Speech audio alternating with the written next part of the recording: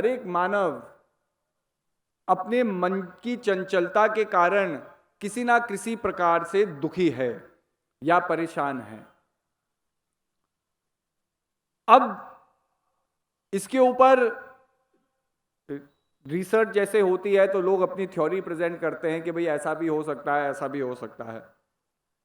ऐसे ही जब हमारे मनीषियों ने मंथन किया कि भाई मन की चंचलता क्यों है, इसका कारण क्या है और इसका निवारण क्या है, इसके ऊपर हमें सोचना चाहिए।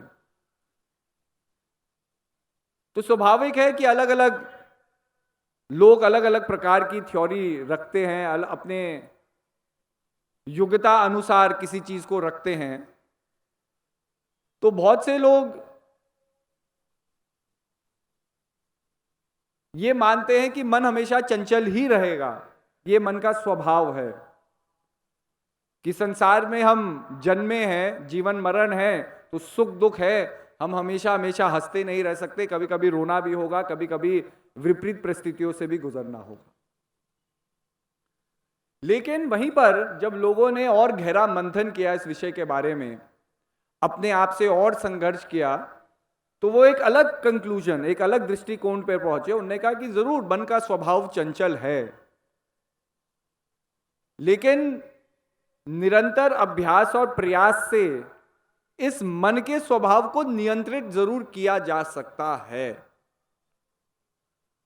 और जिस दिशा में हम इस मन को नियंत्रित करेंगे, मन पॉजिटिव या नेगेटिव रिएक्शन को जनरेट करेगा। अब बहुत से मन ऋषि हुए जिन्होंने अलग अलग प्रसंगों से ये समझाने का प्रयास किया। आदि गुरु शंकराचार्य जी भी अपने शिष्यों के साथ भ्रमण कर रहे थे, तो वो क्या कहते हैं कि ये संसार माया है, ये संसार बंधन है। जो भी व्यक्ति संसार में जन्म लेता है वो माया के बंधन में जन्म लेता है, ऐसा कह रहे थे। तो आदि गुरु शंकराचार्य जी के एक शिष्य है, वो उठते हैं, वो नमन करते हैं, वो कहते हैं गुरुदेव, ये जो समस्या है ये तो हम जानते ही हैं, आप समाधान के बारे में बताइए। ये तो हम जानते ही हैं कि संसार माया का जंजाल है, बंधनों का जंजाल है। हर एक व्यक्ति संसार में जीता है, अपनी वासनाओं के अधीन जीता है, अपनी इच्छाओं के अधीन जीता है। इच्छाएं हमारे ऊपर सर्वोपरि हो जाती है और फिर आदमी की सोच बूझ सब चीज, श्वासें, हर चीज एक ही उसमें लग जाती है कि मेरी इच्छा पूर्ण कैसे हो, और आदमी अपने रास्ते से भटक जाता है, आदमी केवल इच्छाओं और वासनाओं में बह जाता है। तो ये सब तो हम जानते हैं, ये तो हम सबकी जीवन की कहानी है। लेकिन आपके पास हम इसलिए बैठे हैं कि हम उपाय जानना चाहते हैं। तो आदि गुरु शंकराचार्य जी सरल तरीके से समझाते हैं कि सबसे पहले कारण समझो। भाई आप हम अगर इस माया के बंधन में बंधे हैं तो हम माया के बंधन में क्यों बंधे हैं? तो वो कहते हैं कि दुख का सबसे बड़ा कारण, इस बंधन का सबसे बड़ा कारण है अज्ञानता, इग्नोरेंस। हम जानते नहीं। जिस प्रकार से आप देखते हैं कि जिस तरह से हम संसार को देखते हैं, यह दृष्टिकोण भी बदला है। एक समय था, एक थ्योरी थी कि लोग ये नहीं जानते थे कि हमारी पृथ्वी गोल है। तो थ्योरी क्या थी? फ्लैट वर्ल्ड की थ्योरी, कि संसार प्लेन है, फ्लैट है। और जो लोग समुद्री जहाज से यात्रा करते थे उनकी कल्पना होती थी एक समय ये जो समुद्र है इतना अपार है, ये भवसागर इतना अपार है, किसी ने इसे पार ही नहीं किया था, माध्यम था ही नहीं। तो लोग ये सोचते थे कि भाई ये इतना अपार सागर है और एक जगह जाकर के एक पॉइंट आता है जिसको कहा एंड ऑफ द वर्ल्ड, जहां दुनिया की सीमाएं समाप्त हो जाती है, और वहां अगर कोई जहाज चले जाए तो वहां से लौट नहीं सकता, क्योंकि वो उस भंवर में ही जाकर के फंस जाता है। मतलब ये लोगों की मान्यता थी। तब कोलंबस जहाज में निकले, कई महीनों के कड़े सफर के बाद 3 उनके जहाज लंदन से अमेरिका पहुंचे। जब वो अमेरिका पहुंचे और एक मतलब डायरेक्शन में वो चल रहे थे, देख रहे थे तारों से कि भाई हम सीधा सीधा चले जा रहे हैं, चले जा रहे हैं, और जब वापस वो पृथ्वी को देखते हैं, मतलब अमेरिका के टापुओं के पास पहुंचते हैं, वो तो इंडोनेशियन आइलैंड्स में कहीं पहुंचे थे पहले, वो तो अमेरिका पहुंचे भी नहीं थे। तो जब वहां पहुंचते हैं और उनका लोगों से वहां मिलना होता है, वो देखते हैं कि यहाँ भी कोई आदिवासी है जो रह रहे हैं, भ्रमण कर रहे हैं, यहाँ भी जंगल है, यहाँ भी जमीन है। तो जब वो वापस वहां से लौटते हैं तो वो कहते हैं कि भाई जैसा हमारा देश है, जैसे हमारी ये कॉन्टिनेंट्स है, जैसे हमारे टापू है, ऐसे इस महासागर के पास भी दुनिया है। तो उस दुनिया का नाम क्या दिया? न्यू वर्ल्ड, नई दुनिया, न्यू वर्ल्ड के नाम से प्रख्यात हुए। फिर एक बार कोलंबस ने इस चीज को किया तो और लोग के अंदर भाई हिम्मत आई, साहस आई कि भाई अगर कोलंबस नई दुनिया से वापस आ सकते हैं तो हम भी नई दुनिया से बहुत सी चीजें ला सकते हैं। फिर धीरे धीरे लोग वहां बसने लग गए, धीरे धीरे व्यापार होने लग गया, और आज जो बड़े बड़े देश है जिसके नाम आप सुर्खियों में गिनते हैं कि भाई कनाडा बहुत बड़ा राज्य है, अमेरिका बहुत बड़ा राज्य है, मेक्सिको बहुत बड़ा राज्य है, साउथ अमेरिका में ब्राजील, अर्जेंटीना जैसे बड़े बड़े राज्य है, तो ये सब उस न्यू वर्ल्ड के हिस्से हैं। मतलब अगर कोलंबस वो जर्नी नहीं करता तो आज इन राष्ट्रों का गठन ही नहीं होता, क्योंकि लोग जानते ही नहीं कि इस भव सागर से पार, इस अटलांटिक ओशन से पार भी दुनिया है। तब लोगों का दृष्टिकोण बदला, दुनिया ने कहा भाई लोग, पृथ्वी तो गोल है। ऐसे ही गैलीलियो एक एस्ट्रोनॉमर थे जो तारों को देखते थे। उन्होंने टेलीस्कोप से, जो दूरबीन हम कहते हैं, उससे बड़ी स्टडी की, बहुत लंबी स्टडी की। उन्होंने कहा कि भाई जिस तरीके से मुझे तारे घूमते हुए नजर आ रहे हैं, मुझे यह प्रतीक होता है कि हमारी पृथ्वी घूम रही है, और जो सूर्य है वो केंद्रित है हमारे ग्रहों के बीच में। तो उस समय चर्च ने यह कहा था कि भाई पृथ्वी पूरे ब्रह्मांड का केंद्र है, और जितने भी ग्रह है, सूरज है, चंद्रमा है, ये पृथ्वी की परिक्रमा करते हैं। तो गैलीलियो का बहुत बहिष्कार हुआ, उनको जेल में बंद कर दिया गया, कारागार में बंद कर दिया गया, उनकी लिखी हुई पुस्तकों पे बैन लगा दिया गया। ये कह दिया गया कि भाई गैलीलियो तो भगवान की खिलाफत कर रहे हैं, कि भगवान ने जो नियम कानून बनाए हैं वो सत्य है, और जो गैलीलियो बोल रहा है वो झूठ है। फिर धीरे धीरे और वैज्ञानिकों ने जब रिसर्च की, तब उन्होंने कहा कि नहीं, जो गैलीलियो ने कहा वो बात सही है। तो मेरा कहने का अभिप्राय है कि जब हम नहीं जानते तो हम अपने झूठ को, जो हमें लगता है, जो हमारी काल्पनिक दुनिया है, हम उसी को आधार मानते हैं। हम जानते नहीं, लेकिन जब जानना होता है तो सही क्या है, गलत क्या है, सत्य क्या है, कल्पना क्या है, रियलिटी क्या है, मिथ्या क्या है, इसमें अपने आप विभाजन होता है। तो जानना जो विषय है, कि हम जानने का प्रयास करें। आज मानव ने इतनी प्रगति की है, आज भाई आप अखबारों का थोड़ा अध्ययन करते हैं तो अमेरिका में कितनी कंपनियां हैं जो ऐसे यान आजकल बना रही है जो आपको अंतरिक्ष की सैर करा करके वापस लाए। जैसे आप अमेरिका या लंदन जाने का या ऑस्ट्रेलिया जाने का हवाई का टिकट कटाते हैं, कहीं जाने के लिए, भ्रमण करने के लिए यात्रा का टिकट कराते हैं, तो आज ऐसी कंपनियां हैं जो ऐसे विमान बना रही है जिससे आप पृथ्वी को अंतरिक्ष से देख करके वापस आ सकते हैं। अब बहुत लोग सोचेंगे कि भाई ये हमारे जमाने में होगा कि नहीं होगा। आपको ये भी बता दें, जब पहला हवाई जहाज उड़ा था तो वो जमीन से 1 फुट की ऊंचाई पे उड़ा था, और कितने समय के लिए उड़ा था? कुछ चंद सेकंडों के लिए उड़ा था, मतलब 25 या 20 सेकंड के लिए उड़ा था।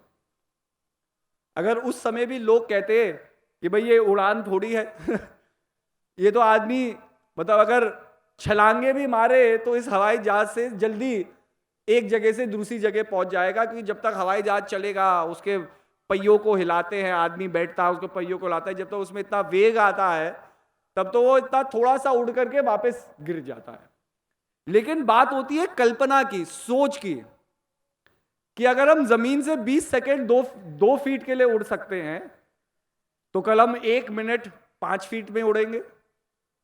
और आज आप देखो जो अंतरिक्ष के यान हैं, वो तो अंतरिक्ष हमारे एटमॉस्फेयर को ही पार करके चले जाते हैं। जो हमारा ध्रुव आकर्षण है, ग्रेविटी का पोल है, उससे भी पार होकर के चले जाते हैं अंतरिक्ष में। तो कल्पना की बात है, ये एक सोच की बात है। तो ऐसे ही जब हमारे मन ऋषियों ने, हमारे इंटरनल स्पिरिचुअल साइंटिस्ट ने सोचा कि भाई इस चंचल मन को कैसे रोका जाए, तो उन्होंने भी एक्सपेरिमेंट किया। उन्होंने भी अपने आप से अध्ययन किया, अपने आप से प्रयास किया मन को चैनलाइज करने का। अब बहुत लोग ये सोचते हैं कि भाई अगर मन का सोचना ना हो तो शांति मिलेगी। लेकिन जब भगवान ने आपको पैर दिए हैं, तो पैर इसलिए दिए हैं क्योंकि आप चल सके, बैठने के तो पैर दिए नहीं। क्योंकि अगर आदमी चाहता कि भाई आदमी बैठे बैठे ही काम करता, तो पैर तो बनाने की जरूरत ही नहीं होती। अगर दुनिया मन की इच्छाओं से चलती कि हम सोचते लाइट जल जाए और लाइट जल जाती, तो भगवान हाथ बनाते ही नहीं। मानसिक टेलीपैथी को इतना तेज कर लेते कि भाई हम मन से ही बात कर लेते और मन ही मन से सारे काम होने लगते।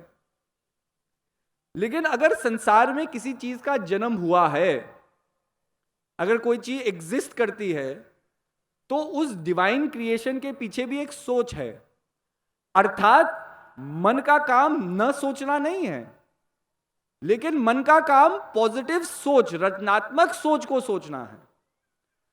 आज आपके और हमारे दुख का कारण क्या है, इसका अध्ययन करो। एक दूर दार्शनिक ने तो बड़ी सुंदर बात कही। उसने कहा आज लोगों के दुख का कारण उसके जीवन में कमियां नहीं है, आज आदमी के दुख का कारण है कि उसके आस पड़ोस में ज्यादा खुशियां हैं। आज हम नेगेटिवली इतना बाउंड हो गए हैं कि हमारे दुख का कारण क्या है। हम सवेरे उठते हैं, आप सवेरे उठते हैं तो कहां उठते हैं? अपने घर में उठते हैं, अपने परिवार के साथ उठते हैं, अपने व्यापार को करने के लिए उठते हैं। मतलब 3 जो बेसिक नेसेसिटी है कि हमारा अपना घर हो, हमारा परिवार हो, हमारा व्यापार हो। एक रूप से तो भगवान ने ये आपको दे ही रखा है। ये प्रोग्राम समाप्त हो जाएगा, आप लोग अपने घरों की ओर जाएंगे, कोई धीरे धीरे काम शुरू करेगा, बच्चे स्कूल जाना शुरू करेंगे, माता बहनें अपने घरों के कामों को शुरू करेगी, जो काम हम छोड़ करके आए हैं। कोई नौकरी कर रहे हैं तो अपने नौकरियों को शुरू करेंगी। मतलब जो हमारा संसारिक जीवन है उसमें हम वापस रंगने ढंगने लग जाएंगे। लेकिन अगर आप देखें कि प्रभु की कृपा से हमें तो पर्याप्त मिला ही है। अब कमी किसकी है? मेरे घर में 2 कमरे हैं, मैं खुशी खुशी उस घर में रह रहा हूं, लेकिन जब रोज मैं बाजार से गुजरता हूं तो एक सेठ जी की कोठी को देखता हूं जिसमें 20 कमरे होंगे। तो मन में क्या इच्छा आती है कि अगर काश मेरे पास भी ऐसा घर होता 20 कमरों वाला। जरूरत नहीं है, परिवार में 2 ही सदस्य है जो 2 कमरे के घर में खुशी खुशी पर्याप्त रह सकते हैं। लेकिन मन के अंदर क्या ख्याल आता है? मन की वासनाएं, मन के नेगेटिव थॉट हमें कहां जाकर के लाते हैं कि अरे मेरे घर भी ऐसा होता तो मेरे तो जीवन में सेठ जी की तरह खुशी खुशी होती, कोई टेंशन ही नहीं होती। हम और लोगों की खुशियों को देख करके ये सोच रहे हैं कि भाई मेरी खुशी भी इन चीजों में है। इसलिए जब ये प्रोसेस मन के अंदर शुरू हो जाता है तो क्या होता है कि जो भी भगवान ने हमें दिया है, जो पर्याप्त दिया है, वो कम लगने लगता है। और जब ये कम लगने लगता है तो हमारा अपना जीवन जो खुशहाल है, जो समृद्ध है, वो हमें क्या लगने लगता है? संघर्षों से बड़ा लगने लगता है। तो कहने का अभिप्राय यही है कि अपने मन को संभालना ही दुखों का निवारण है। अगर आप शांति चाहते हैं, सुकून चाहते हैं, इसका मतलब ये नहीं कि और मिल जाए तो आप सुकून हो जाएगा। और तो भाई बहुत लोगों के पास है, बड़े बड़े उद्योगपति है, वो रोज काम पे क्यों जा रहे हैं? और तो उनके पास बहुत कुछ है, जितना आदमी कल्पना भी नहीं कर सकता उससे ज्यादा उनके पास है। और अगर उस मुकाम पर पहुंचने के बाद संतोष नहीं है कि जी इतना मैंने कमा लिया, इतनी फैक्ट्रियां मैंने लगा ली, इतना मेरा नाम हो गया, और तभी भी आदमी रोज मेहनत कर रहा है, इसका मतलब उसे सब कुछ तो हो गया लेकिन सुकून नहीं है। तो कहने का अभिप्राय यही है कि महान पुरुष सबसे पहले हमें यह समझाने का प्रयास करते हैं कि हमें सोए हुए नहीं रहना है। अगर हम सोते रहेंगे, आंख बंद करके रहेंगे, तो हमारा ही मन हमारे दुख का कारण बनता है। इसलिए महान पुरुष जगाने की बात करते हैं। जगाने का मतलब कि हमारे आत्मा का उत्थान हो, एलिवेशन ऑफ द सोल हो। क्योंकि जब आत्मा का उत्थान होता है तो आत्मा का उत्थान संसार के दृष्टिकोण को बदलता है। संसार थोड़ी बदलेगा। आप बताइए, आप ये सोचते हैं कि आप कोई कर्म कर लेंगे तो संसार बदल जाएगा? कि अगर आपने कोई सिद्धि प्राप्त कर ली तो भाई संसार में केवल उजाला ही उजाला होगा, अंधेरा नहीं होगा। संसार में केवल सूरज चमकेगा, कभी बारिश नहीं होगी, कभी अंधकार नहीं होगा। क्या या आप ये सोचेंगे कि भाई हम वर्ल्ड पीस के बारे में बात करते हैं तो संसार में कोई झगड़े नहीं होंगे अगर मैं ये चीज को प्राप्त कर लूं? नहीं, संसार अपने रंगों का संसार है और प्रभु ने हर एक चीज को बड़ी सोच समझ करके बनाया है। अगर सूर्य उगता है, उसका महत्व है, संसार को वो रोशनी प्रदान करता है, संसार की दिनचर्या को शुरुआत करता है, तो रात्रि का शीतल भी उतना महत्वपूर्ण है। क्योंकि अगर रात्रि की शीतलता ना हो तो आदमी को आराम नहीं मिलेगा, इस संसार को आराम नहीं मिलेगा। और अगर संसार को आराम नहीं मिलता है तो संसार की बैटरी रिचार्ज नहीं होती है, और संसार की बैटरी रिचार्ज नहीं होगी तो अगर अगले दिन भी सूरज उगेगा तो दुनिया अपने कामों को पूरा नहीं कर सकती, कहीं ना कहीं कमियां रह जाएगी। इसलिए संसार में हर एक चीज का महत्व है। मन की चंचलता का भी महत्व है, लेकिन मैच्योरिटी, जीवन में बड़ा हो जाना या किसी मैच्योर थॉट को प्राप्त करना, यही है कि आप शेष चीज का अनुसरण करें, जो चीज जरूरी है उसे ग्रहण करें, और जो चीज जरूरी नहीं है उसका त्याग भी करें। अब बहुत लोग सोच रहे होंगे जी क्या कह रहे हैं, तो एक सरल उदाहरण आपको देता हूं। जब आप छोटे थे, जब आपका बचपना था, अगर आप उसे याद रख सकते हैं तो जरूर आपके बचपन में कोई एक ऐसा खिलौना होगा जो आपको बड़ा प्रिय होगा। आप थोड़ा याद कीजिए वो क्या चीज होगी। महिला लोगों के लिए कोई गुड़िया हो सकती है, जो बच्चे लोग हैं, जो पुरुष लोग हैं, उनके लिए कोई गाड़ी हो सकती है, या ऊंट हो सकता है, या मतलब किसी जानवर का एक खिलौना हो सकता है उसके आकार में। अब मैं आपसे पूछूं कि भाई अगर वो चीज आपको याद आई है तो वो बताइए वो चीज आपके घर में कहाँ रखी है। तो आप स्वाभाविक ये मन में सोचेंगे कि भाई हम अब 40 साल के हो गए, 50 साल के हो गए, अब हमारी उम्र कोई खिलौने से खेलने की थोड़ी है। आप यही तो सोच रहे होंगे कि भाई हाँ एक खिलौना होता था, लेकिन अब वो खिलौना कहाँ गया वो हमें मालूम नहीं। लेकिन एक समय ऐसा भी था आपके जीवन में कि आप खाना नहीं खाते थे जब तक वो खिलौना आपके पास ना हो। आपको रात को नींद नहीं आती थी जब तक वो खिलौना आपके बिस्तरे में आपके साथ ना रखा जाए। आप अपने माता पिता का हर एक कहना मानते थे जब माता पिता डांटते थे और ये थ्रेटन करते थे कि अगर पढ़ाई नहीं करोगे, हमारी बात नहीं मानोगे तो ये खिलौने को ले लेंगे। तो आपको इतना प्रेम था उस खिलौने से कि आप मम्मी पापा की सारी बात भी मान लेते थे। आप ये भी कहते थे कि नहीं मैं मन लगा करके पढ़ूंगा, लेकिन इस खिलौने को मेरे से दूर मत करना। और आज आपके अंदर क्या बदलाव है कि जो खिलौना आपका सर्वस्व था आज वो कहां पड़ा हुआ है इसके बारे में आपको चिंता ही नहीं है। एक समय आप खाना नहीं खा सकते थे, आप सो नहीं सकते थे उस वस्तु के बगैर, और आज आपको ये मालूम भी नहीं होगा या आपने सोचा ही नहीं होगा कितने सालों के लिए कि वो खिलौना, वो आपकी महत्वपूर्ण चीज कहां है। तो अगर मैं आपसे पूछूं ये चेंज क्यों है, तो आप यही कहेंगे कि जी अब हम छोटे बच्चे नहीं हैं, अब हम बड़े हो गए, और एक मैच्योर व्यक्ति को शोभा नहीं देता है छोटे खिलौने से खेलने के लिए, क्योंकि अब जो जिम्मेदारियां हमारे ऊपर वो अलग है, अब हमारे उत्तरदायित्व अलग है, अब हमारे खिलौने से खेलने की उम्र नहीं है। जब आप ये कह रहे हैं तो आप अपने आप को एक बहुत मैच्योर्ड आदमी मान रहे हैं, क्योंकि हम मैच्योर कर गए। अगर 60 साल का व्यक्ति भी बच्चों की तरह हरकतें कर रहा है तो हम यही तो कहते हैं कि भाई अंकल की उम्र हो गई लेकिन अंकल बड़े ही नहीं हुए, यही तो कहते हैं। इमेच्योरिटी है उनके अंदर, बचपना है, यही तो कहते हैं। ऐसे ही संसार में जो व्यक्ति दुखी दुखी जी रहा है वो संसार में एक इमेच्योर बच्चे की तरह जी रहा है। जो असार वस्तु है, हमारा काम, क्रोध, लाभ, लोभ, मोह, अहंकार, ये असार तत्व है हमारे अंदर, जिसकी कोई उपयोगिता नहीं है और ना इसके उपयोग से हमें कुछ मिला है, लेकिन हम उनका त्याग नहीं करते।